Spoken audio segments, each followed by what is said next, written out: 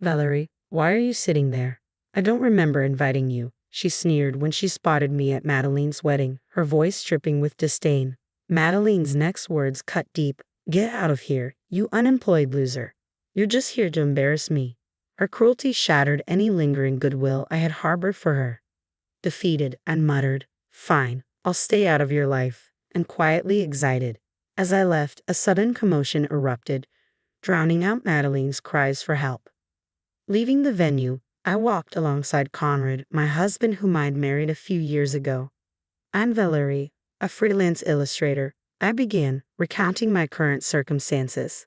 Conrad, often away for work, was my pillar of support. Then, life threw a curveball. News arrived that my mother had fallen down the stairs back home, fracturing her leg. While not life-threatening, she needed care during her recovery. The looming question remained, who would be there to provide it? Dad had recently injured his back and relied on a walking stick, leaving him unable to assist Mom. I initially hoped my sister Madeline, who still lived at home, could pitch in while I offered weekend support. However, Madeline dismissed Mom's injury, insisting it's just a fracture she can manage on her own. Her indifference and frequent insensitive remarks made me doubt her reliability in caring for Mom. Eventually, I made the decision to move back home to take care of Mom while Conrad was away. While my parents welcomed my return, Madeline did not share their enthusiasm. Why are you back? You're in the way, she grumbled whenever our paths crossed in the kitchen or living room. Whether out of long-standing animosity or jealousy, her hostility made living under the same roof challenging, prompting me to avoid confrontation with her. Despite my efforts to focus on caring for Mom, Madeline continued to antagonize me. I took on Mom's household responsibilities, enduring Madeline's criticisms of my cooking and even finding laundry strewn in my room on occasion. Though her actions were immature, I chose not to engage. 2 weeks after my return, a knock interrupted my thoughts, prompting me to open the door, curious about Madeline's sudden visit. Are you ever going to work? All you do is stay home, aside from shopping or going to the hospital. You're not even working, are you? She accused. I tried to explain that I work as a freelance illustrator for my laptop, but she didn't understand. So you sit there drawing pictures on your laptop and expect that to count as a job? That's no different from being unemployed and holed up at home. Having someone like you in the house is the worst, she retorted angrily before storming off to her room, her footsteps echoing her frustration. A few days later, Madeline announced, I want you to meet someone. Wait in the living room. We followed her instructions, and soon she returned with a tall, slender man whose hopeful expression seemed highlighted by the mole under his left eye. Nice to meet you all. I'm Rodney, Madeline's fiancé. Thank you for having me here today. He greeted us warmly, extending his hand for a handshake. Surprised by the unexpected visitor, my parents and I exchanged greetings with him, unsure of what to make of this introduction. Nice to meet you, we greeted Rodney, taken aback by the revelation that Madeline had a fiancé, a surprise to both us and our parents. As they began sharing their story, we exchanged puzzled glances. I met Rodney at work. He's incredibly sincere, capable, and wonderful, Madeline gushed with admiration. Don't flatter me too much, Rodney chuckled, clearly enjoying the attention. They laughed and reminisced about their first meeting, what drew them to each other, and their future plans together. Rodney spoke fondly of Madeline's outgoing personality, which struck me as odd since the Madeline I knew was often rebellious, self-centered, and lacked empathy. It was hard to reconcile this description with the sister I grew up with. I really want to marry him. Please give us your blessing, Madeline implored our parents, her eyes earnest. From my perspective, Rodney seemed too good for Madeline, and I had no objections to their union. Surprisingly, my parents shared the sentiment. Though caught off guard by the news, they smiled warmly and offered their blessings for the marriage. After Rodney left, while tidying up the tea and snacks, Madeline confronted me. Jealous, aren't you, Valerie? Jealous of what? I'm marrying a wonderful, good-looking, high-earning man, something you could never pull off, she taunted with a smug smile. I met her gaze calmly. I'm not jealous. I'm genuinely happy you found someone so wonderful, I replied evenly. Her smile faltered, clearly not expecting such a response. She sighed dramatically, her tone dripping with condescension. The snacks you served, Rodney, were so cheap. Couldn't you have prepared something more upscale? But I guess being unemployed, you can't afford it. If I had known you were bringing your fiancé, I would have arranged something appropriate. You really should have picked up on my happy vibe lately. I hate how you can't read a room. As I looked at Madeline, I couldn't help but wonder how sustainable her marriage would be. That night, I felt concerned for Rodney. I reached out to Conrad, as I often did when feeling lonely. His voice on the other end of the line was a comforting routine, helping me through the emotional weight of the situation. I told him about Madeline bringing her fiancé. Wow, Madeline has a fiancé. That's great news. Yes, his name is Rodney Bland. He seems too good for her. As soon as I mentioned that, Conrad's demeanor shifted. Wait, did you say Rodney Bland? Yes, why? What's wrong? Conrad's voice turned grave as he accurately described Rodney's appearance, mannerisms, and the distinctive mole under his left eye. Stunned, I asked, "Are you serious?" "Valerie, you need to tell Madeline to reconsider marrying Rodney. He's a scam artist." My heart sank. What? Are you sure? Rodney used to work for me. He left years ago after we discovered he was scamming multiple women out of their money and disappearing. I've been trying to track him down ever since. I stopped short of contacting the victims directly. We need to be absolutely sure it's him. Get a photo of Rodney from Madeline, and let's verify. Okay, I agreed, feeling a mix of disbelief and urgency. The next day, I approached Madeline under the guise of wanting a photo of Rodney to draw a caricature for their welcome board. She grumbled but reluctantly handed over the photo. When Conrad saw it, his expression hardened. That's definitely him, Rodney the scam artist. You need to convince her to reconsider before she loses any money, Conrad urged. I was planning to do that anyway. Despite our differences, I want Madeline to be happy, I affirmed, feeling the weight of responsibility as her older sister.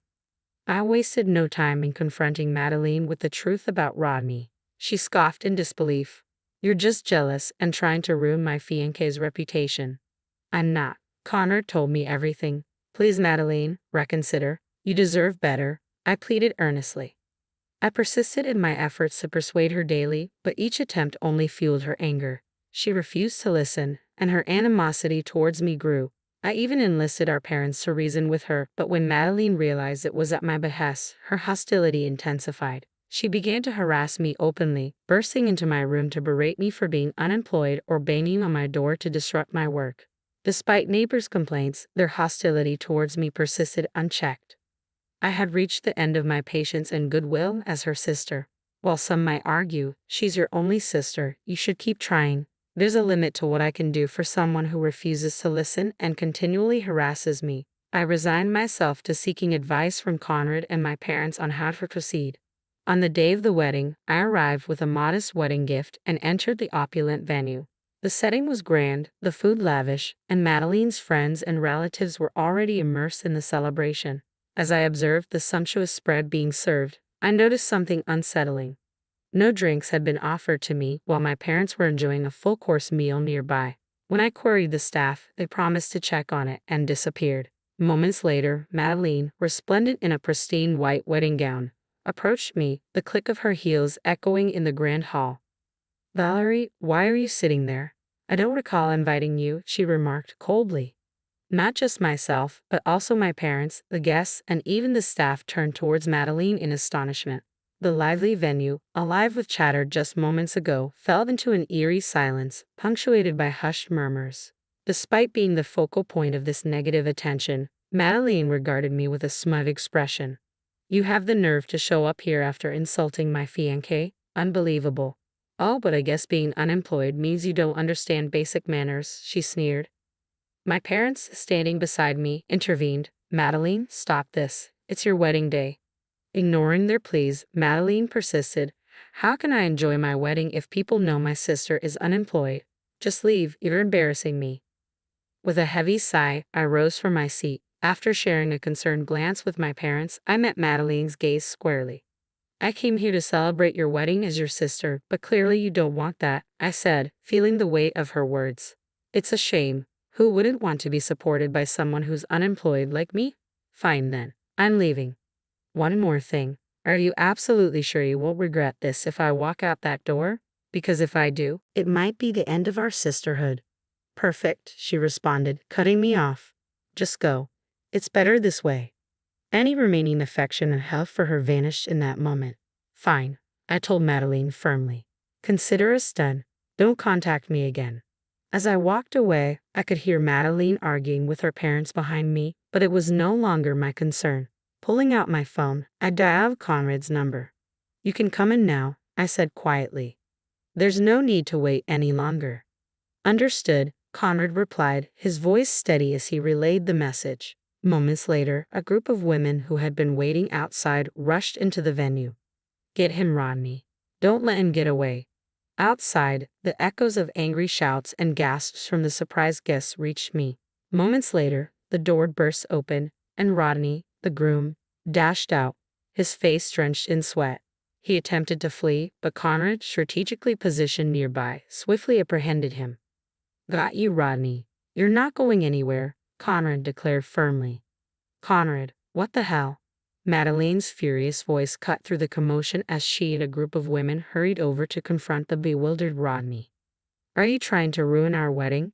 Get away from me, Conrad. Madeline lashed out, lunging at him, but I intervened, grabbing her arm to restrain her.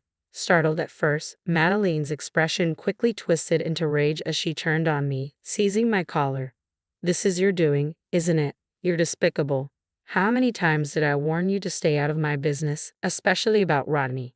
As I spoke, I turned towards Rodney and gestured towards the group of women surrounding him. Rodney here has been dating these women and scamming them out of their money. They're planning to take legal action against him. What?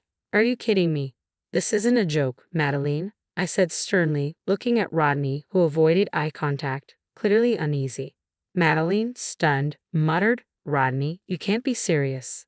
Rodney, visibly shaken, looked down and attempted a smile as he addressed the women around him. Why bother with lawsuits?